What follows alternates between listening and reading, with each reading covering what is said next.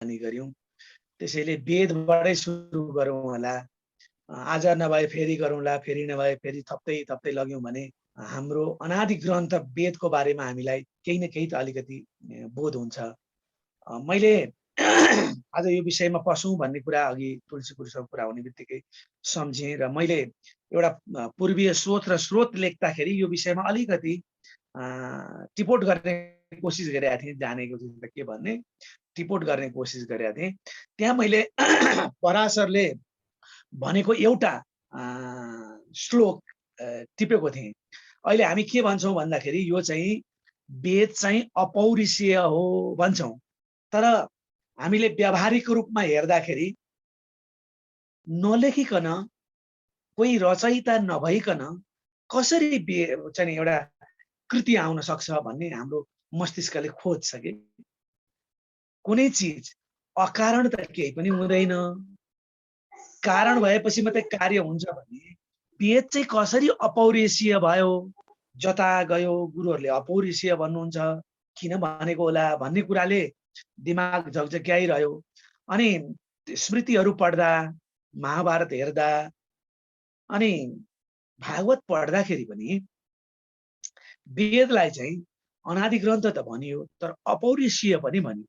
यो पुरुषकृत नभएपछि कसरी चाहिँ आयो त यहाँसम्म भन्ने कुरा अत्यन्त गहन कुरा लाग्यो। र केही कुराहरू मैले त्यो पुस्तकमा पूर्वीय सोच र स्रोतमा टिपोट गरेको छु भनौँ न। अब लेखेको त कति जान्न सकिन्छ र त्यहाँ मैले त्यो खोज्दै जाँदाखेरि मनमा लागेपछि, मनमा खड्किएपछि खोजिँदो रहेछ।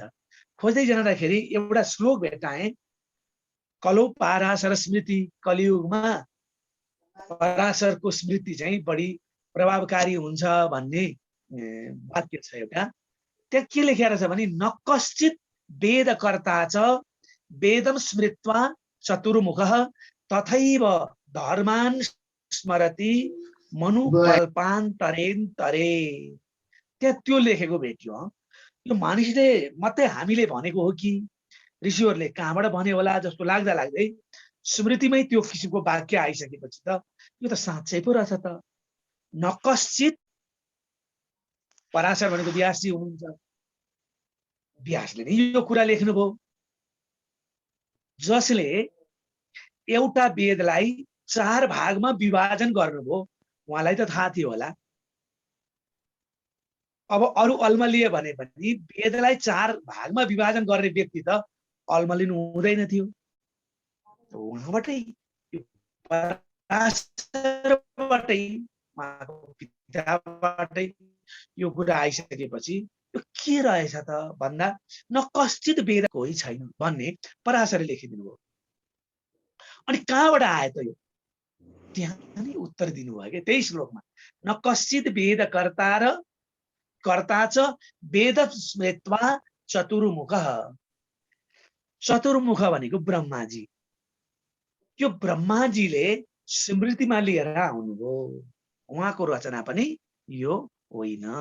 उहाँले पनि केमा लिएर आउनुभयो? स्मृतिमा लिएर आउनुभयो। वेदको लेखक कोही छैन। कसरी आयो? उत्तर आफै दिनुभयो। वेद स्मृत्वा चतुर्मुखः, 4 मुख भएका यी ब्रह्माजीले स्मरण गर्नुभयो। स्मरण गरिसकेपछि त्यो वेद चाहिँ ब्रह्माजीले प्राप्त गर्नुभयो भनेपछि त्यो उहाँले लेख्नु भयो त होइन, स्मरण गर्नुभयो भनेपछि उहाँको दिमागमा पनि कहिले पस्याएर छ त्यो अचम्मको कुरा आयो। भनेपछि त्यो त वेदम स्मृत्वा चतुर्मुख, ब्रह्माजीले पनि स्मरण गर्नुभयो है। त्यो उहाँले रचना गरे होइन, स्मरण गर्नुभयो। टक्क आँखा बन्द गरिसकेपछि त्यसपछि उहाँले ती 4 वेद प्राप्त गर्नुभयो। अनि के भयो त? अहिले त हाम्रो अगाडि छ नि त वेद। वेद त पुस्तक लिएर हात हल्लाएर हामी पढ्छौँ, यहाँसम्म आइपुग्यो भन्दाखेरि तथैव त्यसरी नै धर्मान स्मरति। त्यसपछि ब्रह्माजीले कसलाई अध्यापन गराउनु भयो त, कसलाई सिकाउनु भयो त, कसलाई स्मरण गराउनु भयो त भन्दाखेरि मनुहरूलाई। अब मनु भन्छौँ, ब्रह्माजीका उहाँ त स्वयं चाहिँ मानस पुत्र हुनुहुन्छ। स्वयम्भू मनुले त्यसलाई प्राप्त गर्नुभयो, उहाँलाई अध्यापन गराउनु भयो। अनि कसरी आयो त यहाँसम्म भन्दाखेरि कल्पान्तरे हरेक कल्पमा जब सृष्टि सिद्धिन्छ एउटा कल्पमा, यसको प्रसङ्ग लामो छ, फेरि हामी पछौँला। एउटा सिद्धिसकेपछि फेरि मनुले त्यसलाई स्मरण गर्नुहुन्छ। ब्रह्माजीको त आयु त लामो छ, ब्रह्माजीको आयुमा 14 मनु चल्छन् भनेपछि कति हो त्यो अब त्यो समयको कल्पना गरेर साध्य छैन। भने त्यो बीचमा त्यो भेद कसरी आउँछ त भन्दाखेरि मनुहरूले स्मरण गर्छन्, किनभने त्यो ब्रह्माजीबाट अध्ययन गरेको छ। ब्रह्माजीले चाहिँ कहाँबाट पढ्नु, यो एउटा विचित्रको कुरा छ। भनिसकेपछि ब्रह्माजीले साधनाद्वारा त्यसलाई प्राप्त गर्नुभयो भन्ने कुरा यहाँ भेटिन्छ। त ब्रह्माजी पछि मनुले प्राप्त गर्नुभयो। एउटा कल्प सिद्धिएपछि फेरि प्रलय हुन्छ, प्रलयपछि फेरि अर्को कल्प सुरु हुन्छ। त्यहाँ कोबाट आउँछ भने फेरि मनुमा आइपुग्छ त्यो। अनि मनु पछि फेरि मनुले चाहिँ त्यसलाई व्याख्या विश्लेषण गर्दै त्यसलाई चाहिँ व्यवस्थित गर्दै ल्याउनुहुन्छ र आजसम्म त्यो आइपुगेको छ। भनेपछि अब यसमा त्यसो भए वेद कुनै कृति होइन, कुनै ऋषिको कृति होइन भन्ने कुरा चाहिँ यसले स्पष्ट गर्यो। तर यति गर्ने बित्तिकै अचित्त त बुझ्दैन। अनि फेरि ऋषिको नाम आउँछ। किन आयो त्यो ऋषिको भन्दा गोत्लिनु पर्ने हुन्छ। ऋषि भनेको चाहिँ के रहेछ भने जब साधनाद्वारा ती मन्त्रहरूलाई, त्यो ज्ञानलाई देख्न सक्छ, भेट्न सक्छ, त्यो ज्ञानलाई दृष्टिगोचर गर्न सक्ने, ज्ञानलाई साधनाद्वारा प्राप्त गर्न सक्ने जुन क्षमता हुन्छ, त्यो क्षमता भएपछि मात्रै उसलाई के भनिँदो रहेछ, ऋषि भनिँदो रहेछ।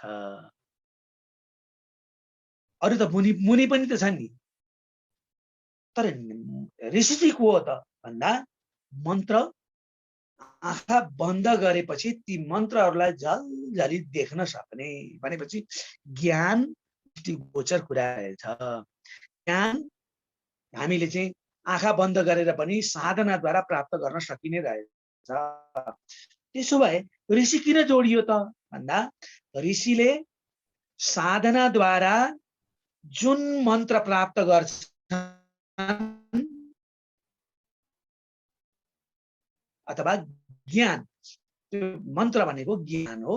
अहिले एकछिन पछाडि मेरो बुझाइहरूले प्राप्त गरेँ भनेपछि अनि विचार गरेँ मैले, वेद हेर्दाखेरि त हरेक मन्त्रमा ऋषि छन्, हरेक मन्त्रमा ऋषि छन्। मतलब कुन मन्त्र कसले प्राप्त गर्यो त साधनाद्वारा भन्ने कुरा हरेकको छ। हरेक मन्त्रको एक ऋषि छन्। कुनै 10 वटा 15 वटा 20 वटासम्म पनि मन्त्र प्राप्त गरेको छ एकजना ऋषि। सजिलो गरी मैले हजुरहरू त विज्ञ नै हुनुहुन्छ, बुझाउन खोजेको होइन। त सजिलो गरी मैले कसरी यसलाई स्पष्टीकरण गर्न सक्छु भने यो कुशेश्वर भन्दा मास्तिरपट्टि एउटा वाल्मीकि विश्वामित्रको गुफा छ। विश्वामित्रलाई वशिष्ठले राजर्षि भन्दाखेरि होइन हो, मैले त वशिष्ठ भन्दा पनि बढी पढिसकेको छु, तर यिनले त मलाई जहिले पनि राजर्षि भन्छन्। राजा भएर पनि ऋषि भनेका हुनाले राजर्षि भन्नुभयो, मन्त्रद्रष्टा भएको हुनाले म त ब्रह्मर्षि हुनुपर्ने हो नि। भनेपछि त्यो ब्रह्मर्षि पद नपाएको हुनाले मैले अब के प्राप्त गर्नुपर्छ त भनिसकेपछि त्यो गुफामा बसेर उहाँले साधना गर्दा गायत्री मन्त्र प्राप्त गर्यो। त्यो पनि त वेदको मन्त्र हो नि त। गायत्री मन्त्र उहाँले देख्नु। त्यो चाहिँ के हो त भन्दा सूर्यको उपासना हो। सूर्यका सबै कुराहरू छन् त्यहाँ, त्यसैले तत्सवितुर त्यहाँ छ। अनि त्यो प्राप्त गरिसकेपछि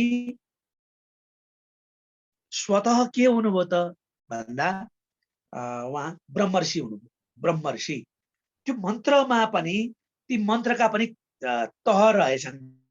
यसबाट पनि स्पष्ट हुन्छ। ब्रह्मर्षिहरूले त्यो ब्रह्मर्षि हुनका लागि प्राप्त गर्ने मन्त्र, किनभने ती मन्त्रहरूमा के छ त भन्दा मन्त्र चाहिँ अघि मैले भने मन्त्रलाई हामीले संहिता भनेर राखेका छौँ। संहिता भाग, संहिता भनेको सूत्र हो, संहिता भनेको ज्ञान हो। त्यसैले ऋषिहरूले यो ज्ञानको सङ्कलन गर्नुभयो। हरेक ऋषिले, कसैले 10 मन्त्र, कसैले 1 मन्त्र मात्रै प्राप्त गर्नुभएको छ।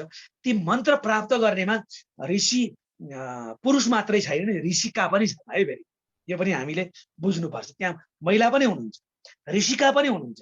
सावित्री मन्त्र प्राप्त भएको छ, जसलाई हामी सावित्री भन्छौँ। ऋषिकाहरू अपाला आफै ऋषिका हुनुहुन्थ्यो। यसरी ती मन्त्र जसले प्राप्त गरे तिनीहरू ऋषि भए भनेपछि तिनीहरू लेखक होइनन्, के हुन्? प्राप्त गर्ने। जसरी एउटा वैज्ञानिकले भौतिक वस्तुको खोज गर्दै जाँदाखेरि आविष्कार गर्छ, त्यो आविष्कारक हुन्छ। तर ज्ञानको आविष्कारक को हुन्छ? ऋषि। ऋषि। त्यसैले त्यो भाग छ जसलाई हामी मन्त्र भन्छौँ, मन्त्र भाग भन्छौँ। यो ऋषिहरूको सङ्कलन, ज्ञान ऋषिहरूको लेखाइ होइन। कहाँबाट आयो भन्दा स्वयं पूर्ण ब्रह्म परमात्मा हो। त्यसैले अपौरुषीय भनेको मतलब परमात्माको वाणी। वाणी त कहिले मर्दैन। अहिले हामीले चर्चा गर्ने गर्छौँ नि, परावाणी, पश्यन्ती वाणी, मध्यमा वाणी, वैखरी वाणी। हाम्रा बोलीका पनि 4 वटा तह हुन्छ। कसैका कुराहरू हामी काट्न नसक्ने गरी जो आउँछन् ती परावाणीहरू।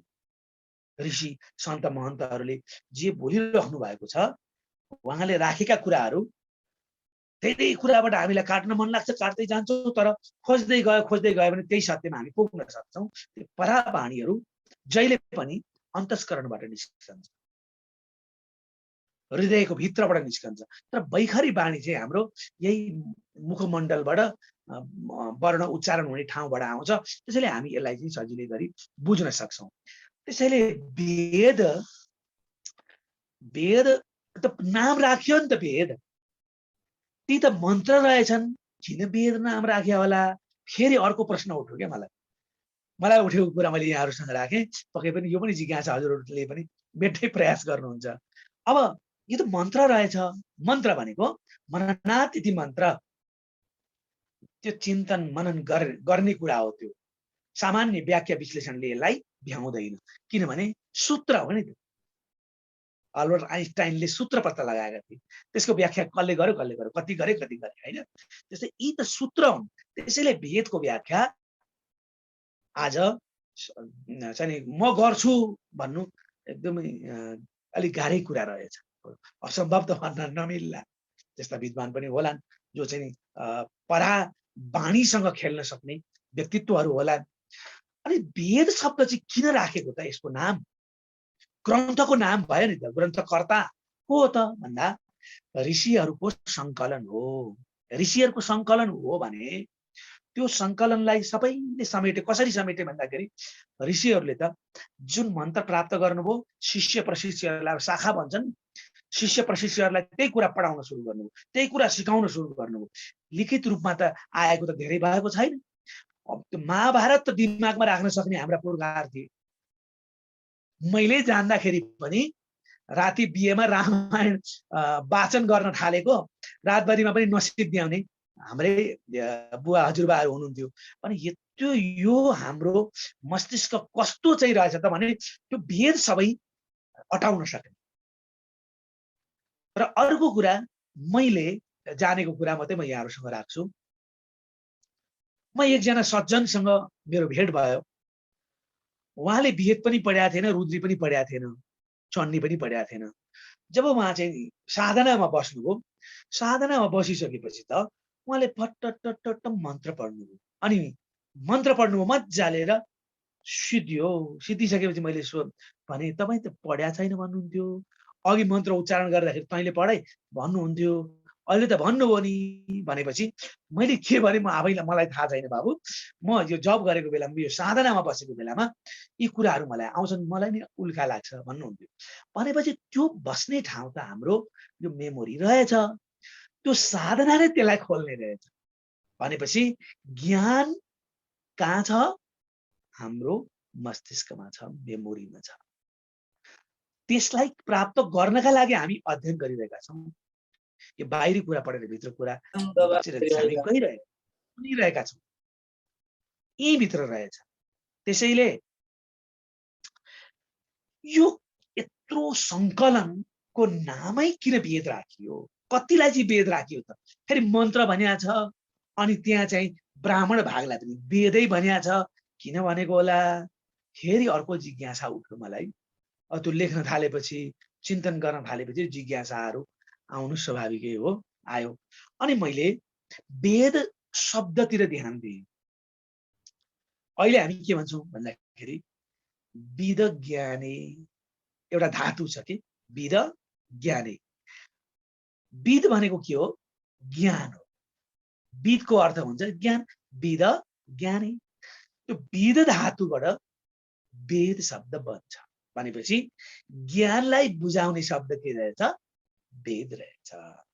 ओहो, ज्ञानै ज्ञानको ग्रन्थ भएको हुनाले हाम्रा ऋषि महर्षिहरूले यसको नाम, यो सम्पूर्ण ज्ञानको सङ्कलनको नाम के राखिदिए? वेद राखिदिएको रहेछ। वेद भनेको ज्ञान रहेछ। त्यसैले कुनै विषयको ज्ञातालाई हामी विद भन्छौँ। शिक्षा विद, विदको अर्थ हुन्छ ज्ञान। यसको रुट अथवा वेद शब्द केबाट बन्यो भन्दा विद धातुबाट बन्नु रहेछ। अलिकति खुल्यो। ए, यो त ग्रन्थको नामाकरण त पछि गरिएको रहेछ। किन गरिएको रहेछ भन्दाखेरि यो चाहिँ ज्ञानको मात्रै ग्रन्थ हो है, यहाँ अज्ञान छैन, अल्मलिने कुरा छैन, सत्यै सत्यको एउटा पुञ्ज हो। यो सत्यलाई केले बुझाउँछ? ज्ञानले बुझाउने हो। त्यसैले त्यो ज्ञानको नाम चाहिँ वेद हो। त्यो ज्ञानलाई बुझाउने शब्द, ज्ञान शब्द चाहिँ नै वेद रहेछ, मलाई थाहा भयो। अब मैले कसैले वेद भनेको के हो भनेर सोध्यो भने मैले चाहिँ के भनेको रहेछु भने समग्र ज्ञानको एउटा ग्रन्थ हो भन्छु। समग्र ज्ञान, त्यहाँ दर्शन भनौँ कि विज्ञान भनौँ कि शिल्प भनौँ कि संसारमा जे जति ज्ञानहरू छन्, सिपहरू छन्, ती सम्पूर्ण कुराको आधार स्रोत चाहिँ वेद हो। यो तेरो मेरो भन्ने कुरा हुँदैन। ज्ञान कसैको। त्यसैले यो संसारको सबैले सिक्ने लिने, पछि हामी अलग अलग भयौँ, कहाँ कहाँ गएर बस्यौँ, मेरो वेद तेरो वेद आदि कुराहरू आयो होला, तर त्यो आधार स्रोत यो सृष्टिको प्रथम ज्ञानको स्रोत हो भन्ने गरेको छु मैले बुझेको कुरा चाहिँ। अनि खोजेँ मैले व्याकरणमा वेद धातु कहाँ कहाँ प्रयोग भएको छ त भन्ने मैले खोजेँ। एउटा रहेछ अदादिमा, अर्को रहेछ दिवादिमा, रुदादिमा, तुदादिमा, चुरादिमा, 5 ठाउँमा वेद शब्दको प्रयोग भएको छ। 5 ठाउँमा वेद धातुको प्रयोग भएको रहेछ भनेपछि त ओहो, अब यसलाई कसरी बुझ्ने त? मनमा चाहिँ अझ बढी खुलदुल भयो। त्यो खुलदुल आउँदाखेरि विद ज्ञाने, विद धातु ज्ञान अर्थमा प्रयोग हुन्छ। त्यसैले ज्ञानलाई बुझाउने शब्द वेद हो। ज्ञानी ज्ञानको ग्रन्थको नाम वेद भयो। अनि त्यसलाई व्युत्पत्ति गरेको रहेछ, क्या परिभाषा गरेको रहेछ। कस्तो परिभाषा छ भने वेत्ति, जानाति, वेत्ति बुझ्छ, जानाति जान्दछ, के धर्मादि पुरुषार्थ चतुष्टयोपायान, जीवनमा हामीले प्राप्त गर्ने 4वटा मात्रै पुरुषार्थ छ। ती 4वटा पुरुषार्थलाई र ती 4वटा पुरुषार्थमा पुग्ने उपायलाई जेले बुझाउँछ, अनेन इति वेद, जेले बुझाउँछ उसैको नाम वेद हुने भएको हुनाले वेद ज्ञानै भनिएको है। अर्थात् मान्छेले किन पढ्छ?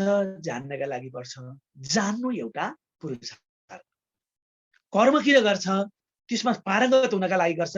त्यो पारङ्गत हुनु एउटा पुरुषार्थ हो। भनेपछि संसारमा हाम्रा धर्म ग्रन्थहरूले 4वटा पुरुषार्थमा सबै कुरा अटाएका छन्। के छन् त तिनीहरू भन्दा धर्म, त्यसपछि अर्थ,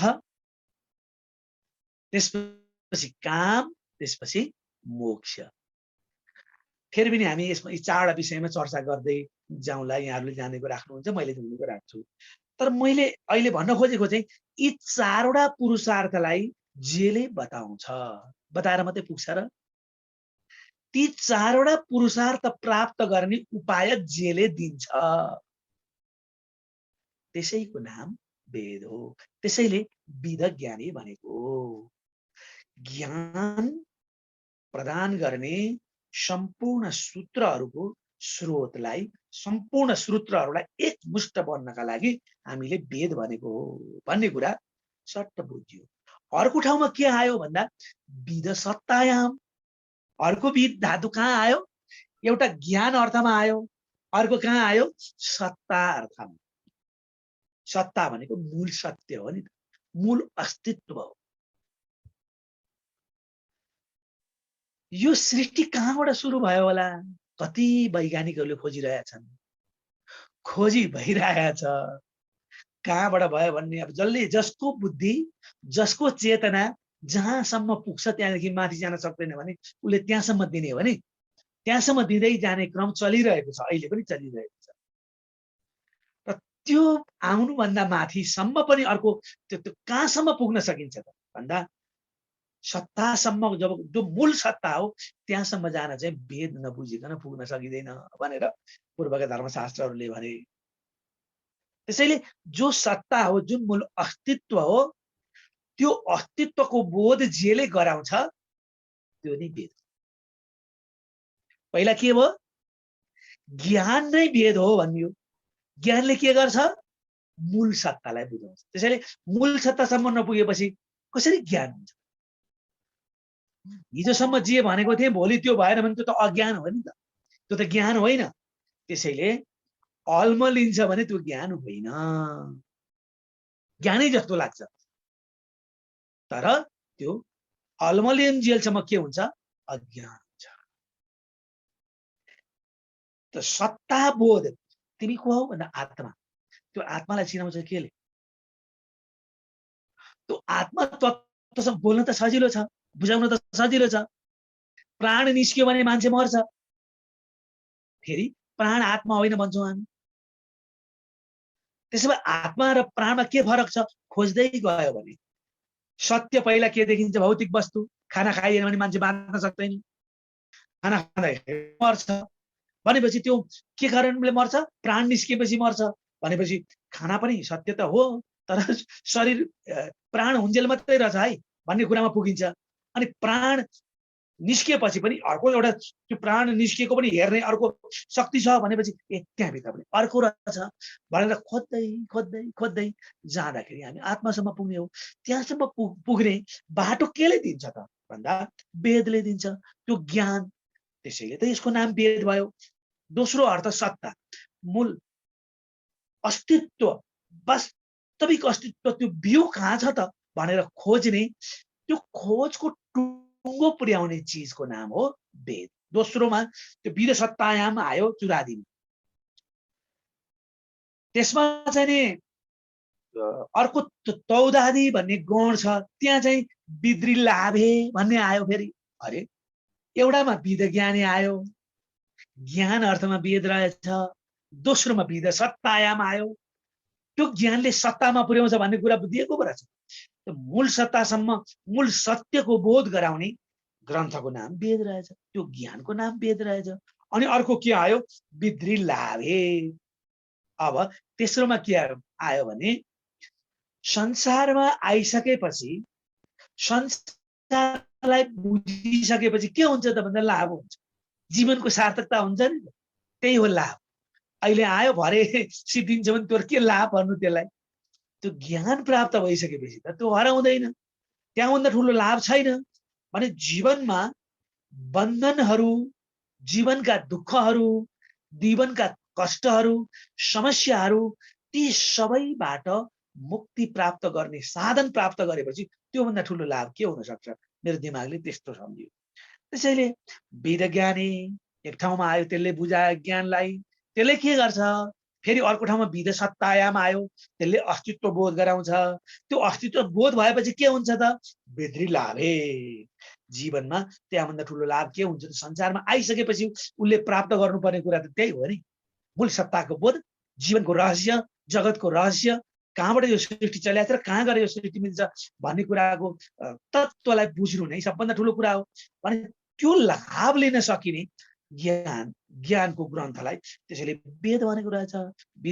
विधि लाभे, त्यो लाभ प्राप्त गराउने, त्यो चाहिँ अब त्यो क्षणिक लाभ होइन, त्यो लाभ गराउने जे छ त्यो चाहिँ त्यसले के भन्छ त्यसमा? त्यो त्यसको चाहिँ व्युत्पत्तिमा भन्दाखेरि विन्दन्ते लभते धर्मादि पुरुषार्थान अनेन इति वेद भनेर त्यसको परिभाषा गर्छ कि त्यसको व्युत्पत्ति। यो विधि भनेको बुझ है त, विन्दन्ते भित्रैदेखि बुझाएर, लभन्ते प्राप्त गराएर, धर्मादि पुरुषार्थ, त्यही पुरुषार्थलाई जीवनमा सार्थक रूपमा प्राप्त गराउने जुन एउटा पुरुषार्थ प्राप्त हुन्छ नि, लाभ हुन्छ, त्यो लाभ गराउने भएको हुनाले विधि लाभे भनेको नि भनेर त्यसले बुझायो। यस्तै अब के आयो भन्दाखेरि विध विचरणै आयो। अर्को फेरि 5 ठाउँमा प्रयोग भएको छ नि विध विचरणै। अब के भयो त भन्दाखेरि त्यो कुन ठाउँमा पुग्नु पर्ने हो? ज्ञान नभइकन विचरण गर्न सक्दैन मान्छे। विचरण भनेको खुट्टाले हिँड्नु मात्रै होइन, मस्तिष्कमा विचरण गर्ने। संसारका कति चिज छन् संसारमा, तर मूल सत्य एकै ठाउँबाट विकसित भएको छ। ती सम्पूर्ण कुरालाई बुझाउने जुन मूल सत्ता हो, त्यो ज्ञानमा विचरण गर्ने जुन सामर्थ्य हो, दर्शनमा, बुद्धिमा, शिक्षामा, हैन, ती हरेक कुरामा विचरण गर्ने जुन सामर्थ्य हो, त्यो सामर्थ्य प्राप्त गराउने ग्रन्थ भएको हुनाले विध विचरणै आएको रहेछ। पहिलो कुरा के हो? ज्ञान। ज्ञानले के गर्छ? सत्ताको बोध। सत्ताको बोध भएपछि के हुन्छ? लाभ हुन्छ। कस्तो लाभ हुन्छ भन्दाखेरि हरेक चिजलाई छिचोलेर हेर्न सक्ने, मस्तिष्कमा विचरण गर्न सक्ने जुन सामर्थ्य हो, त्यो प्राप्त गर्न सकिने भएको हुनाले त्यसको पनि व्युत्पत्ति आयो। बिन्ते थाहा पाइएको, विचारयति थाहा पाएको कुरालाई, एउटा मूल सत्यलाई बुझिसकेपछि आँखा बन्द गरेर विचरण गर्न सक्ने, विचार गर्न सक्ने जुन सामर्थ्य प्राप्त हुन्छ। के का लागि विचरण गर्नु पर्यो भन्दा सृष्टि आदि प्रक्रिया, कहाँदेखि सृष्टि भयो, सृष्टिको अन्त्य कहाँसम्म हुन्छ भन्ने कुराको सम्पूर्ण कुराको चाहिँ चिन्तन गर्ने जुन सामर्थ्य हो, त्यो सामर्थ्य दिने चाहिँ ज्ञान जेमा छ त्यो वेद हुन्छ। अनेन इति वेद, त्यो सामर्थ्य प्राप्त गराउने चाहिँ वेद हुन्छ। अब अन्तिममा फेरि त्यो विद धातुको त्यहाँ प्रयोग भएको छ। के भनेर प्रयोग भएको छ भन्दाखेरि विद धातु चेतनाख्य निवासेषु, चेतनाको अन्तिम टुङ्गो। अब त्यो विचरण गरेपछि के हुन्छ? सृष्टि यसरी विकसित भएको रहेछ। जसरी हामी सांख्य दर्शन पढ्छौँ नि, सांख्यले बताउँदाखेरि के भन्छ त उसले भन्दाखेरि सबैभन्दा पहिला त पुरुष तत्व छ, त्यसपछि के छ? प्रकृति छ। त्यो प्रकृति र पुरुषको मेल भएपछि के हुन्छ? महत्तत्व जन्मिन्छ। महत्तत्वबाट के आउँछ? अहंकार आउँछ। अहंकार आएपछि के हुन्छ? त्यो अहंकारै 3 प्रकारको हुन्छ। के हुन्छ? सात्विक अहंकार, तामसिक अहंकार, राजसिक अहंकार। अनि त्यसले के गर्छ त? तामसिक अहंकारबाट पञ्चमहाभूत जन्मिन्छन्। यसरी सृष्टिको समग्र कुरा त्यो सांख्यले जसरी बताउँछ त्यो पढेपछि थाहा हुने हो नि त। त्यसरी नै सृष्टिको स्रोत कहाँबाट भन्दाखेरि यिनीहरू हाम्रो अलिकति फरक पर्छ। पूर्व र पश्चिम जोड्दाखेरि कहिले कहिले हामी अल्मलिन्छौँ कि हामीले चेतनाबाट, पुरुष तत्वबाट सृष्टिको सुरुवात भएको भन्छौँ। उनीहरू भौतिक वस्तुहरूको घर्षणबाट त्यो शक्ति उत्पत्ति हुँदै जान्छ भन्छन्, हैन? त्यसैले त्यो शक्ति उत्पत्ति हुने कुरा चाहिँ वस्तुबाट हुन्छ भन्छन्, तर त्यो वस्तुभित्र भएको जुन शक्ति हो त्यो शक्ति बिना वस्तुको अस्तित्व हुँदैन भनेर हामी वेदले बताएको कुरा समयले सानो रोके, समय काटिन सक्छ, हामी फेरि जोड्यौँ है।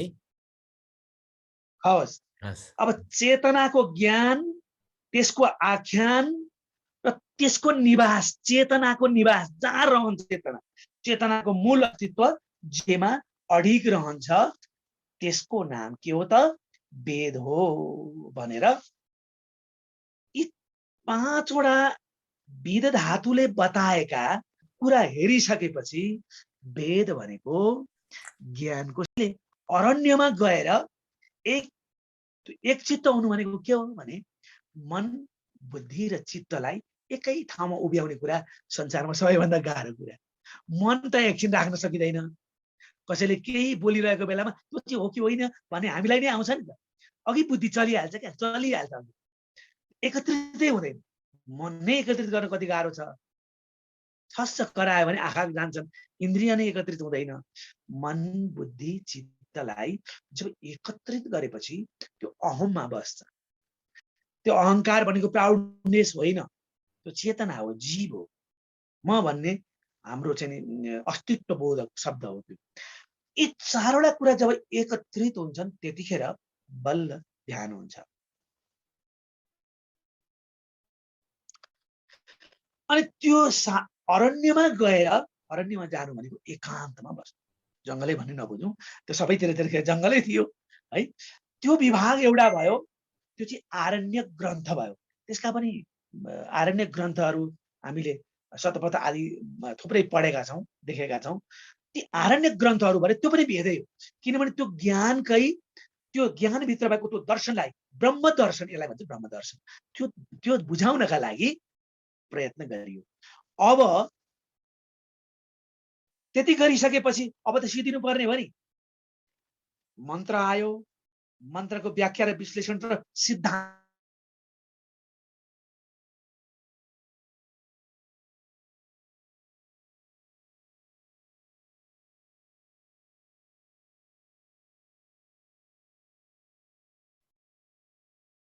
दिल्ली सर नेट गयो।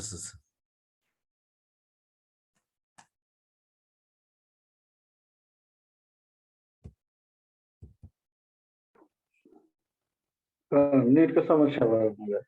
नेटको समस्या भयो, डिस्कनेक्ट हुन्छ नि घरिघरि, अब उनी ठेगानै हुँदैन।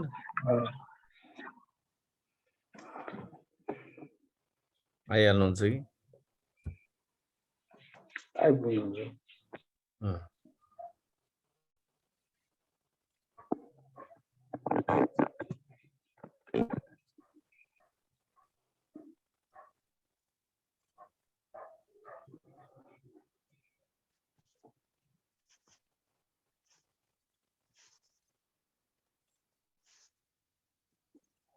नेट गयो उहाँको।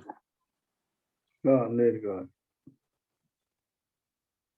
ठिक छ, उहाँ आउनु भएपछि फेरि गरौँला। अब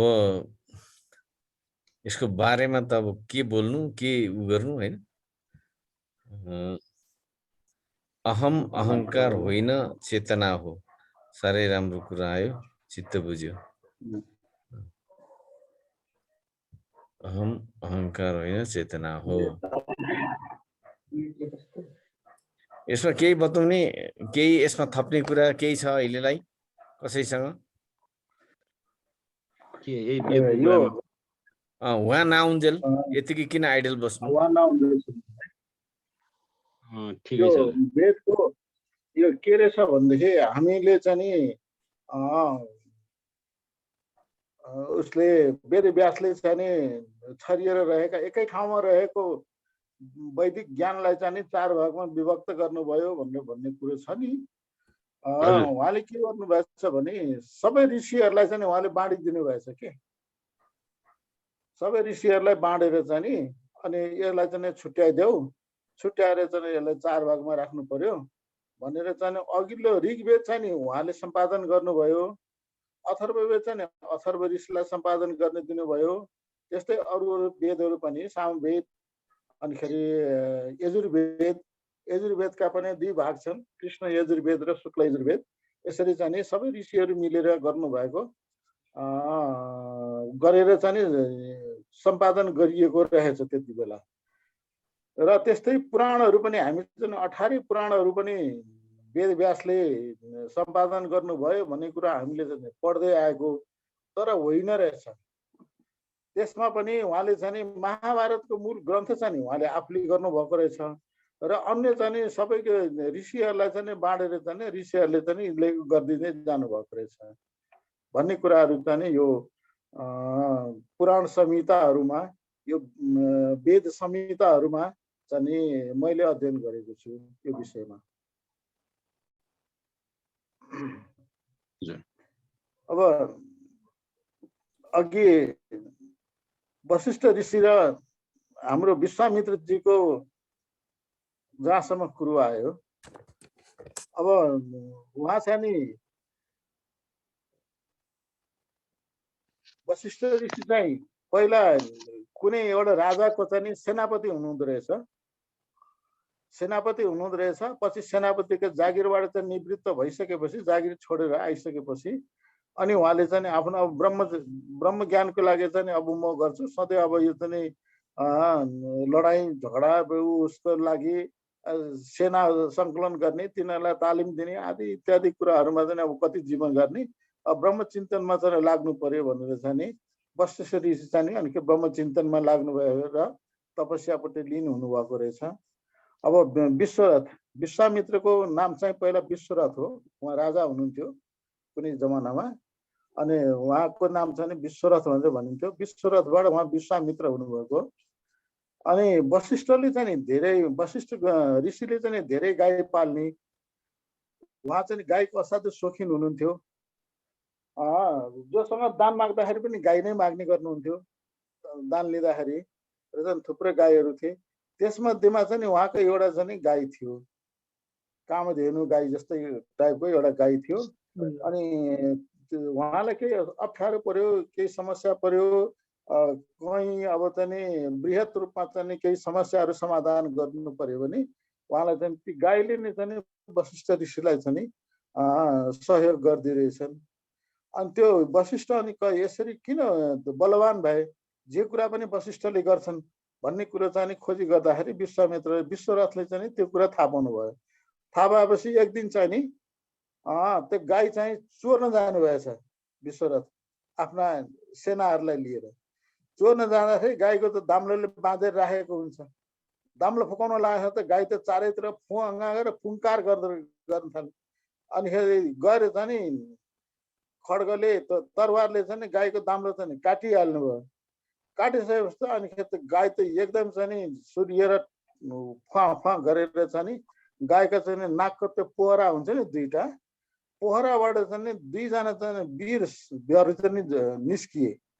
वीरहरू निस्किएर चाहिँ नि त्यो फुवा गरेर निस्किएर चाहिँ त्यो वीरहरूले चाहिँ सबै विश्वरथका सेनाहरूलाई चाहिँ सबलाई तितर बितर पारेर कसैलाई मारिदिने, कसैलाई के गर्ने गरेर एक्लो त्यो विश्वरथ चाहिँ एक्लो पर्नुभयो र भाग्नुभयो। अनि त्यो दुईटा वीरहरू थिए, त्यो वीरहरू फुवा गरेर निस्केका हुनाले, तिनीहरू खड्ग लिएर निस्केका हुनाले अनि तिनीहरूलाई चाहिँ खड्का भनेर चाहिँ नामाकरण गरियो। जुन हामी खड्का भन्छौँ नि, खड्का भनेको चाहिँ खड्ग भएर चाहिँ निस्केका रहेछन्। अनि ती खड्गको पनि कुन चाहिँ त्यो नि गोत्र भनेर भन्दाखेरि पुवार हो है, पुवार खड्का भनेर त फुवा गरेर गाईको चाहिँ नाकको पोहराबाट निस्केको हुनाले ती खड्गा केही आएन त गुरु, पुवार खड्का भनेर आवाजै आएन। यहाँ हामीले सुनिरहेछौँ, हजुरकोमा के समस्या भयो यादव सर? हजुर लम्बा सर कन्टिन्यू गरौँ। यो यहाँ दिल्ली सर आइसक्नु भएको छ, उहाँलाई समय दिनुपर्छ। होइन ठिकै छ, यो के भएर स्वाट्टै गयो, मेरो त आउँदै आएन, बल्ल बल्ल आएर यहाँ सुन्न पाउँदैछु। ठिकै छ, सुनौ न। हजुर दिल्ली सर, हजुर अगाडि बढौँ अघिबाट। ए होइन, अब यहाँ आइरहेको थियो, त्यो उहाँको पुरा भएको छैन ल गुरुको। उहाँले म्युट गरिसक्नु। ए ल ठिकै छ, मैले आजलाई बिट मार्न नै खोजेको थिएँ। जस्तो Yes, sir. म के कुरा गर्दै थिएँ भने ज्ञान सूत्र संहिता भाग ऋषिहरूले प्राप्त गर्नुभयो, जसलाई हामीले मन्त्र भाग भन्यौं, ती सूत्र मात्रै हुन्। त्यसलाई सिद्धान्त र दर्शनमा विभाग गरियो। सिद्धान्त भाग चाहिँ ब्राह्मण ग्रन्थ भयो, आरण्यक भाग त्यसको दर्शन भाग भयो।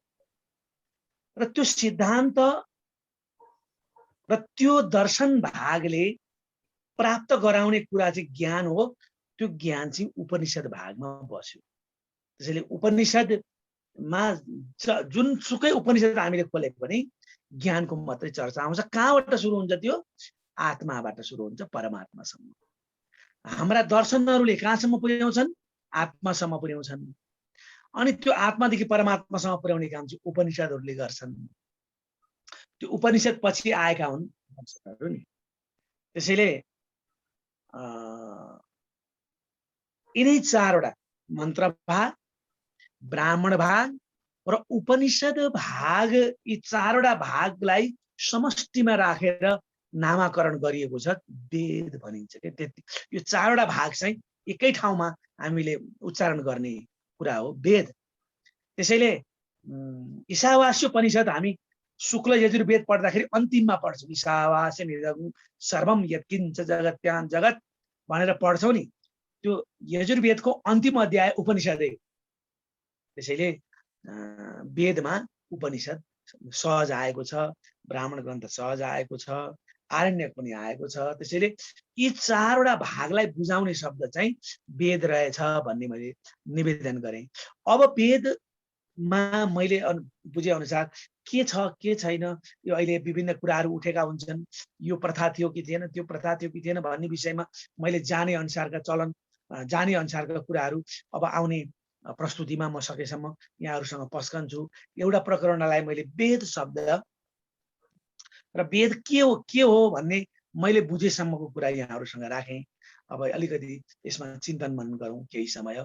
9 बजेपछि मैले अर्कोसँग पनि चिन्तन मननकै कुरा छ। आज प्राय हामी एउटा मिटिङमा बसिरहेका छौँ विवेक आश्रमको बारेमा।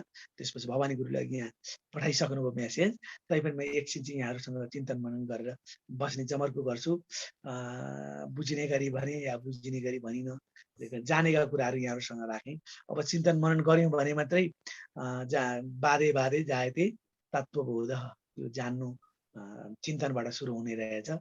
त्यसैले एकछिन चिन्तन मनन गरौँ। म यही विश्राम दिल्ली गुरु। त्यसै हजुरलाई म एक मिनेट एउटा सोधिहाल्नु है हजुर। हजुर, यो जुन वेदको जुन रचनाको कुरा र जसले चाहिँ नि यसको लेख्नुभयो भन्ने किसिमको कुरा छ नि, यो अपौरुषेय भन्ने कुरा जुन आयो, अनि यो अपौरुषेय भन्नुको तात्पर्य कतै कतै यो जुन यहाँ भनिएको मन्त्रहरू ऋचाहरू जो छ यति उत्कृष्ट र यति भव्य छ कि त्यो लेख्ने रचना गर्ने व्यक्ति कतै आफू चाहिँ नि एब्सेन्ट भएको अवस्थामा, भनौँ मतलब उसले मैले लेखेँ, मैले रचना गरेँ, मैले बनाएँ भन्ने किसिमको त्यो भावै नभएको अवस्थामा त्यस्तो किसिमले आएको कारणले गर्दाखेरि पो अपौरुषेय भनिएको हो कि भन्ने कुरा जस्तो लाग्छ कि के होला हजुर यसमा? त्यही त, यहाँ चाहिँ के छ भने नि, जस्तो अब ऋषिहरूभन्दा अगाडि ब्रह्माजी हुनुहुन्थ्यो।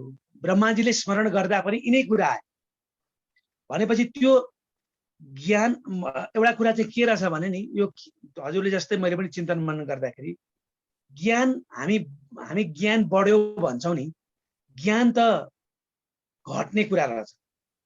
किनभने मूल सत्यसम्म पुग्नु त कति छ त्यो प्राप्त गर, त्यो मूल सत्यको ज्ञान त कति छ कति नै त्यहाँ त होइन। यहाँसम्म आइपुग्दा कहाँ पुग्यो त्यही कुरा खोजी गरिरहेछौँ, त्यही कुरा खोजी गरिरहेछौँ। त्यसैले ज्ञान पुरस्कृत रचना चाहिँ होइन कि ब्रह्माजीले पनि स्मरण गर्नुभयो भनेपछि त्यो सत्य नै ब्रह्म हो, ज्ञान नै के हो, ब्रह्म हो भन्ने अर्थमा चाहिँ अपौरुषेय भनेको हो मैले मेरो बुझाइमा। त्यो ब्रह्म के हो त भन्दाखेरि जसबाट यो सृष्टि, यो चाहिँ उपनिषदको वाक्य है, मेरो होइन यो, जेबाट यो सृष्टि सुरुवात भयो र जेमा गएर मिल्छ त्यसैको नाम ब्रह्म हो भनेर उपनिषदमा लेखिएको हुनाले त्यो सत्य नै ज्ञान हो। त्यसैले त्यही सत्य नै हामीले चाहिँ अध्ययनद्वारा, अब ज्ञान त अध्ययनबाट पनि प्राप्त हुन्छ, अनुभवद्वारा पनि प्राप्त हुन्छ हैन। अनि संगतद्वारा पनि प्राप्त हुन्छ।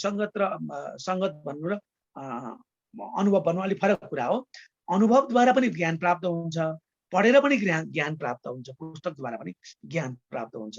तर त्यो ज्ञान चाहिँ कति छ भन्ने कुराको त्यसको सीमा नहुने भएको हुनाले त्यो सत्य हो, त्यो ब्रह्म हो।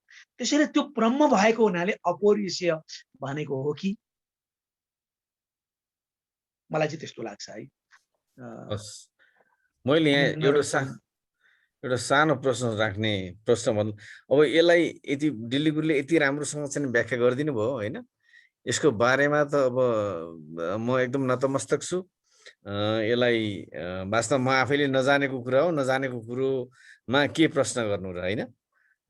जानेको कुरोमा पो आफूले अलिअलि थाहा भएको कुरो पो प्रश्न गर्नु अथवा जिज्ञासा राख्नु। अब यो त जहाँबाट उ गरे पनि जिज्ञासाको चाहिँ नि उ भयो हाम्रो लागि। फेरि पनि मलाई चाहिँ लागेको कुरा के भने वेदमा सबै मन्त्रहरू, धेरै मन्त्रहरू नै मैले देखेँ।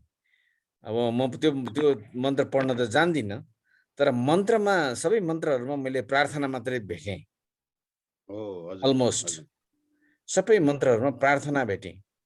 यो प्रार्थनाबाट ज्ञान प्राप्त गरिने हो या प्रयासबाट? प्रयासको कुराहरू मैले त्यहाँ देखिनँ, त्यहाँ प्रार्थनाको कुराहरू धेरै भेटेँ। मेरो एकदम लेमेन माइन्डसेट छ मेरो वेदको सम्बन्धमा। तर तै पनि प्रार्थनाबाट नै सबै चिज आएका हुन् या त्यहाँ कसैको पनि प्रयास नभएर चाहिँ त्यो अपौरुषेय भनेको हो कि, यो चाहिँ अलिकति कन्फ्युज जस्तो भएको छ। तै फेरि पनि अहिलेको सन्दर्भमा बिना प्रयास कसरी प्राप्त भयो होला र प्रार्थनाले मात्रै भन्ने आजको सन्दर्भमा, आजको दृष्टिकोणमा, हाम्रो आजको आँखाबाट हेर्दाखेरि त्यो चिज त्यस्तो देखिएको हुनाले मलाई चाहिँ यो प्रार्थना र प्रयासको बारेमा चाहिँ अलिकति यसलाई जोडेर चाहिँ वेदको सम्बन्धमा चर्चा गर्नु उपयुक्त हुन्छ कि भन्ने मलाई लागेको हो। तर अब आज त हामी सक्दैनौँ होला सम्भवतः होइन। यो अलिकति अर्को दिन हामी गरौँ यसलाई। म अलिकति भन्छु ल। हस्, त्यो जस्तो अग्निमीले पुरोहितम, अहिले जे पढ्दाखेरि प्रार्थना नै आउँछ के। अग्निमीले पुरोहितम ईशावास्यमिदगुं आयो। तर त्यो कतिखेर आयो भने जब मन, त्यो प्रयत्न बिना त केही पनि हुँदैन नि। प्रतियत्न भन्छ। पहिलो काम के हो? प्रतियत्न। यत्न प्रति पनि यत्न के, यत्न प्रति यत्न। यत्न प्रति यत्न गरेपछि के हुन्छ? अनुभव हुन्छ। अनुभव भनेको त्यसले चाहिँ रियलाइजेसनको ठाउँमा पुग्छ। त्यो प्रति चरैबैती त्यो वेदको मन्त्र है। त्यो उपनिषदले चरैबैती, तिमी यति चल यति चल यति चल कि त्यो पुग्ने ठाउँ नपुग्नुन्जेल चल। त ज्ञानको विचरण कहाँ हुन्छ? यहाँ हुन्छ। त्यो गर्दा गर्दै जब त्यो उसले चाहिँ टक्क अग्नि देखे, अब प्रार्थना सुरु। पहिला देखे। दर्शन भनेको के हो? देख्नु। मेरो बुझाइ है। त्यो देखेपछि हे अग्नि, तपाईँ शाश्वत हुनुहुन्छ, तपाईँ सृष्टिको आदि कारण हुनुहुन्छ, किनभने तपाईँ बिना यो सृष्टि चल्दैन। त्यहाँ रहस्य पनि खोल्यो उसले। त्यो प्रार्थना त्यसपछि आयो। त्यो सत्यको दर्शन भयो। दर्शन भइसकेपछि त्यो दर्शन भइसकेपछि उसलाई अब त्यो त भन्नु पर्यो नि। त्यो आयो। अब हे अग्नि, अग्नि तत्व पहिलो ऋग्वेदको पहिलो मन्त्र नै अग्निको उपासनाबाट हुन्छ। अग्निको उपासनाबाट। अब त्यसमा प्रार्थना चाहिँ हे अग्नि, तपाईँ सृष्टिको अनादि स्रोत हो, तपाईँले हामीलाई रक्षा गर्नुहोस् भन्ने त्यो प्रार्थना देखिन्छ। तर त्यो के हो त यथार्थ भन्ने हामीले हेर्दाखेरि, जब त्यो एकान्तमा बसेर चिन्तन गरिरहेको सृष्टिको अनादि शक्ति के हो त भन्ने गर्दै जाँदाखेरि त्यो ज्ञान उहाँको आँखा अगाडि देखा पर्यो, भेटियो। त्यो अग्नि तत्व झलझलाकार देखिँदाखेरि त्यसको रहस्य पनि उहाँलाई खुल्यो। त के रहेछ त यो भन्दाखेरि, आगो त यो सृष्टि, अब सृष्टिमा आगो नभएको ठाउँ त छैन नि होइन। त्यसैले यो अनादि स्रोत रहेछ। यसैद्वारा यो सृष्टि चलेको हुनाले तपाईँ हाम्रो जीवनमा कहिले पनि टाढा नजानुहोस्। तपाईबाट हामीलाई कृपा प्राप्त छ। अग्निलाई लगभग वेदमा 100 भन्दा बढी प्रकारमा चाहिँ व्याख्या गरिएको छ। एउटै गरिएको छैन। कहीँ अग्नि ब्राह्मणको रूपमा प्रयोग भएको छ, कहीँ अग्नि वरुणलाई पनि गरिएको छ। अनि त्यो अग्नि अनेक ठाउँमा प्रयोग भएका छन्। त्यसैले अग्नि तत्त्व देखिसकेपछि, यसको महत्त्व भेटिसकेपछि प्रार्थना भयो। के गर्नु आइरहेछ भनिरहेछ त यसलाई हामीले अर्को दिन ठिक छ बढाउँ न त ल। हस् हुन्छ अर्को दिन बढाउँ न त ल। ठिक छ। यो चाहिँ अब यो यत्रो हजुरहरूको जिज्ञासालाई मेटाउन सक्ने सामर्थ्य त कहाँ होला। तर मेरो बुझाइ चाहिँ सत्यलाई देखिसकेपछि, त्यो सत्य देखियो, देखेपछि त्यो सत्यलाई व्याख्या गरे हो। त्यसैले त्यसपछि मात्रै यो प्रार्थना भएको, नभेटिकन त हुँदैन। भेटियो, त्यहाँ इन्द्रको आह्वान गरिएको छ। पहिला त के गरिएको छ? ध्यान गरिएको छ। इन्द्र तत्त्व तत्त्व देखेपछि अनि मात्रै प्रार्थना गरिएको छ। त्यसैले देवता के हो, ऋषि के हो, अर्को प्रकरणमा हामीले अलिकति चिन्तन मनन गरौँ। म पनि राख्छु, हजुरहरूले पनि राख्नु होला। यसपछि यो आफै रहस्य खुल्छ कि जस्तो मलाई लागेको हुनाले है। त्यसैले अहिले यो वेदको उल्था गरेको पुस्तक पाइन्छ, त्यो पढ्दाखेरि धेरैजनाले यस्तै प्रश्नहरू गर्नुहुन्छ। अनि मैले यो राखेको मात्रै हो। ए हजुर, हस् ठिक छ। मैले पनि यो वेद प्रार्थना या प्रयास होइन, सुरुमा प्रार्थना हो या प्रयास हो, अर्थात् यसको चाहिँ कहाँनिर गएर चाहिँ एउटा मिटिङ पोइन्ट छ भनेर मैले पनि राख्ने प्रयत्न गर्नेछु। अलिकति मलाई यो सन्दर्भमा अलि रहर पनि लागेको छ। होइन, हजुरले राम्ररी त्यसलाई पुष्टि गर्न सक्नुहुन्छ। म यसको उच्चारण पनि गरिहाल्छु। ओम अग्निमीडे पुरोहितम यज्ञस्य देव मृत्युजम होतारत्नदात्रमम। यही होइन त सुरुको उपासना? रत्नदात्रमम, हजुर, रत्नदात्रमम। हजुर, हस्, जय होस्। हस्। सन्तोष गुरु के भन्न खोज्दै हुनुहुन्छ? सन्तोष गुरुले यहाँ अनम्युट गरेर बसिरहनु भएको छ, म हेरिरहेको छु। सबैजनालाई नमस्कार।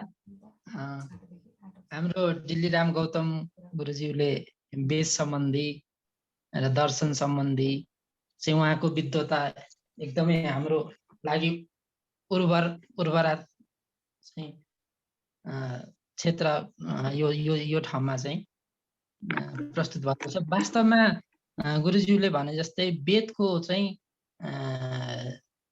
ठुलो रहस्य छ। यो अब अपौरुषीय वेद भन्ने प्रसङ्ग पनि आइसकेको छ र वेदका बारेमा अब हामीले केही बोल्न खोज्नु त यो दुस्यास हुन जान्छ होला। तर पनि मलाई त्यो अघि उज्जवल सरले जुन एउटा जिज्ञासा राख्नुभयो नि, जस्तै वेदमा चाहिँ ज्ञान, कर्म र उपासना यो 3टा खण्ड हुन्छ हैन। तपाईले त्यो एउटा प्रश्न राख्नु भएको, त्यसको जिज्ञासा यसले मेट्छ कि जस्तो मलाई लाग्छ। वेदमा ज्ञान काण्ड पनि छ हैन, उपासना काण्ड पनि छ र कर्म काण्ड पनि छ। जस्तै अघि त्यहाँ हाम्रो डिल्लीराम गुरुले पनि बताइसक्नु भएको छ। संहितामा मन्त्रहरूको कुरा हैन, ब्राह्मण ग्रन्थमा चाहिँ यज्ञको चर्चा हैन, उपनिषदको कुराहरू त्यहाँ आइसकेको छ र समग्रमा वेद भनेको। अनि अर्को एउटा मलाई उज्जवल गुरुले राखेको जिज्ञासा यसले पुरा गर्छ कि जस्तो लागेर मैले अनम्युट गरेको हो। वास्तवमा मलाई यहाँ बोल्नुभन्दा पनि सुन्न चाहिँ हलालायत थिएँ। जस्तै तपाईँले भन्नुभयो कहाँबाट आयो त, कसरी आयो त भन्ने कुरामा अपौरुषीय वेद भनियो हैन। जस्तै यसलाई यसरी पनि लिन सकिन्छ कि जस्तै आकाशवाणी हुन्छ। जस्तै कंस को चाहिँ आफ्नो बहिनी ज्वाइँलाई चाहिँ घर पुर्याउन, विवाह पश्चात पुर्याउन लिएर जाँदै गर्दा आकाशवाणी भयो। त्यो कहाँबाट भयो त, कसले बोल्यो त? त्यहाँ त यसले बोल्यो भन्ने त त्यहाँनेरि मलाई जहाँसम्म लाग्छ त्यहाँ प्रसङ्ग त आउँदैन।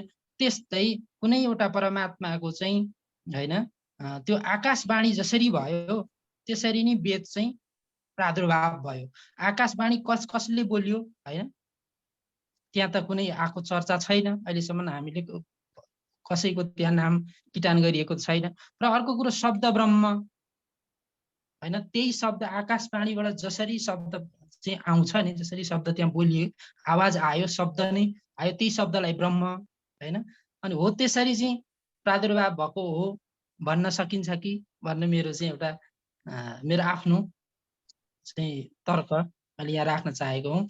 र वेदमा ज्ञान, उपासना र कर्म तीनटा खण्ड छन्। र अब वेदको विषयमा त हाम्रो डिलिराम गुरुले चाहिँ एकदम त्यसलाई गहिरिएर चाहिँ यहाँ चाहिँ प्रश्न पारिदिनु भएको छ हैन। मैले चाहिँ यति नै भन्नको लागि मैले अनम्युट गरेको थिएँ उज्जवल सर।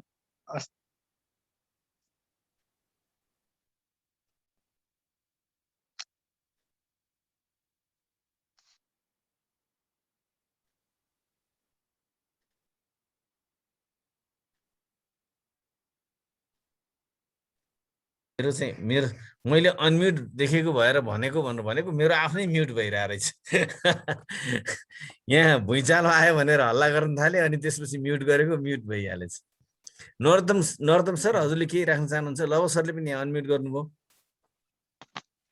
केही छैन हजुर, यही नै हो। अब वेदको बारे बोल्न सक्नु होइन, तैपनि खास वेद चाहिँ के हो मैले बुझेको चाहिँ बसन्तको फुलको सौन्दर्य, नदीको बहावको मिठास, आकाशमा चराहरू उडेको जुन उडानको जुन माधुर्यलाई एकैसाथ हेर्नको लागि वेदका ऋचाहरू पढ्दाखेरिमा मजा आउँदो रहेछ भन्ने मात्रै बुझेको छु हजुर मैले, त्यति हो। लव सर के भन्दै हुनुहुन्छ? होइन, वेदका मन्त्रहरू बडा शक्तिशाली छन्। मैले सुनेको मात्र थिएँ, मैले पढेको मात्र थिएँ। वेदका चाहिँ मन्त्र पढेपछि चाहिँ अग्नि प्रज्वलित गर्नको लागि त्यो मन्त्र पढेर चाहिँ यसो माटोमा कोट्याएर अनि फट भनेर भनेपछि अग्नि बल्ने कुराहरू चाहिँ मैले देखेको थिएँ। यो हिजो छाडे अस्तिको दिनमा मात्र यो भारतमा एकजना ब्राह्मणले एउटा सानो मकलमा संहिताहरू चाहिँ राखेर अलिकति माथिबाट चाहिँ अग्निको लागि घृत चाहिँ हालिदिएर मन्त्र पढेपछि मन्त्र पढ्दा चाहिँ अनि त्यसबाट चाहिँ अग्नि बलेको चाहिँ प्रष्ट रूपमा मैले हजुरहरूलाई चाहिँ त्यो पनि गरौँला, म पठाइदिउँला। त्यो गरेको चाहिँ मैले देखेपछि म दङ्ग परेँ।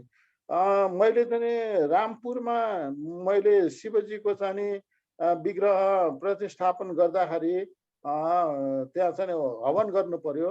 हवन गर्दाखेरि चाहिँ त्यो मन्त्र पनि पढियो र चाहिँ अनि त्यो चाहिँ मन्थन गरेर चाहिँ अग्नि प्रज्वलित गरेको। अग्नि प्रज्वलित गरेको यो 3 वर्ष अगाडि चाहिँ त्यसरी अग्नि प्रज्वलित गरेको थिएँ। मन्थनबाट पनि हुन्छ भनेर मन्थन गरेर चाहिँ अग्नि प्रज्वलित भएको थियो। तर अस्तिको चाहिँ त्यो उसमा हेर्दाखेरि चाहिँ पुरा खाली मन्त्र पढेर नै चाहिँ अग्नि प्रज्वलित हैन। मन्थन भन्नुभएको के? मन्थन भनेको चाहिँ रगडेर मन्थन भनेको चाहिँ रगडेन अरण्य मन्थन भन्छ। हैन, अरण्य मन्थन त्यो त नर्मल भइगयो नि। त्यो अरण्य रगडेर यो गर्ने त त्यो त साधारण भयो। तर त्यो मैले अस्तिको दिनमा चाहिँ हेरेको त्यो चाहिँ पुरा मन्त्र पढेर चाहिँ अग्नि प्रज्वलित भएको भनेपछि मानिसहरूले मलाई अचम्म चाहिँ के लाग्यो भने मानिसहरूले चाहिँ कलियुग भनेर कलियुगमा केही पनि हुँदैन, सबै कुरो नष्ट भयो, कलियुगको चाहिँ 1 पाउ मात्रै बाँकी छ भने। तर सत्ययुगमा जुन 4 पाउ, त्रेतायुगको 3 पाउ, द्वापर युगको 3 पाउ भन्दा बढी शक्तिशाली चाहिँ कलियुगको 1 पाउ रहेछ। 1 पाउ छ, अवश्य पनि छ। अब त्यो उदाहरणको लागि हाम्रा मोबाइलहरू प्रष्ट छन्। हाम्रा चाहिँ त अब अहिले उसमा चाहिँ सन्देशहरू पठाउने पोस्ट अफिसहरू सबै बन्द भए, कामै भएन। अब सबै एकै सेकेन्डमा चाहिँ हामी चाहिँ उ गर्छौँ, मेसेन्जरबाट पठाउँछौँ, मेसेजहरू पठाउँछौँ। यसो नि, यसो सर, कली भनेको समयको प्रभाव होइन कि। कलीमा चाहिँ हाम्रो प्रभाव चाहिँ कम भएको हो नि। हाम्रो कारणले पो नभएको त, समयको कारणले नभएको होइन। यसलाई आम रूपमा चाहिँ के देखाइन्छ भनेदेखि यो समय कलीको प्रभावले गर्दाखेरि भन्ने यो मानिसको स्वभावै त्यस्तो हो कि आफ्नो कमजोरीहरू लुकाउनको लागि कतै अरू चिजलाई देखाउने। हैन। त्यसैले हामीले यो हाम्रो हाम्रो आफ्नो कमजोरी लुकाउनलाई कलिको प्रभाव देखाएको हौं। कमी कमजोरी त हाम्रो हो नि, हामीमा केही छँदै छैन, हामी अहिले खोक्रो भएर चाहिँ गरिरहेछौँ। त्यसो भएको हुनाले नभएको हैन, अहिले पनि गर्ने मान्छेहरू छन्। हजुर अहिले अब एउटा यन्त्र 25 वर्ष अगाडि छोडेको एउटा यन्त्र गएर सूर्यको वरिपरिबाट सूर्यका सबै चाहिँ तस्बिरहरू खिचेर हामीलाई पठाइरहेको छ। त्यो त हिसाबले त नि त्यति नजिक पुग्दाखेरि लगभग चाहिँ नि 1 लाख किलोमिटरको चाहिँ नि मात्रै बाँकी छ अरे, 1 लाख किलोमिटरको नजिक पुगेको। त्यतिबाट चाहिँ उसले चारैतिर घुमेर चाहिँ नि सूर्यका हरेक किसिमका हरेक कोणका चाहिँ नि तस्बिरहरू हामीलाई पठाइरहेको छ। अब त्यो पग्लाउनु पर्ने, अब त्यो ऊ गर्न सकेको छैन नि। प्रकृतिलाई पनि जितेर चाहिँ हिँड्न सक्ने हाम्रो चाहिँ वैदिक मन्त्रहरू वैदिक सूत्रहरू छन्, जसलाई अब कसलाई आज विज्ञान पनि भनेर भन्छौँ। कुनै कुनै कुराहरू त्यो विज्ञानका सबै कुराहरू त सबै यो वेदैबाट निस्केका हुन्। 60,000 पुस्तकहरू चाहिँ नि नासाले बटुलेर राखेको छ अरे संस्कृतका। र चाहिँ अब यो चाहिँ यो 22 पछाडिपट्टि संस्कृतको चाहिँ कम्प्युटरहरू अब आउने भन्ने कुराहरू चाहिँ हामीले देखेका छौँ। यो वेदका चाहिँ वाक्यहरू, वेदका चाहिँ मन्त्रहरू यो अपौरुषीय हो। यो कसैले रचना गरेको होइन, प्रकृतिमा आफै भएका कुराहरू छन्। आफै चाहिँ जो भएका छन्। हामी अब त ऋषिहरूले त्यसलाई चाहिँ पैट्याउने, त्यसलाई चाहिँ समात्ने मात्रै प्रक्रिया हो भन्ने चाहिँ मैले चाहिँ वेदलाई चाहिँ स्थान दिएर मानेको छु कि। जय होस्। हाम्रो समय पनि सकिन लागेको छ, 2 मिनेट मात्र बाँकी छ। हजुरले मङ्गलाचरण पनि सुरु गर्नुहोस् अब। नारायणम। हरि ओम। अघिल्लो जन्ममा हेर आर्जेको शुभ कर्मले मनुष्य जन्म भो हाम्रो साँचो हो सबले बुझे। तसर्थ सबले कर्म सर्वजन हितमा हुने सोच राखे ठुलो धर्म हुन्छ है विनती गरे। जय होस्। जय होस्। ओम खम ब्रह्म। ओम खम ब्रह्म। वेदको अन्तिम मन्त्र शुक्ल यजुर्वेदको ओम खम ब्रह्म।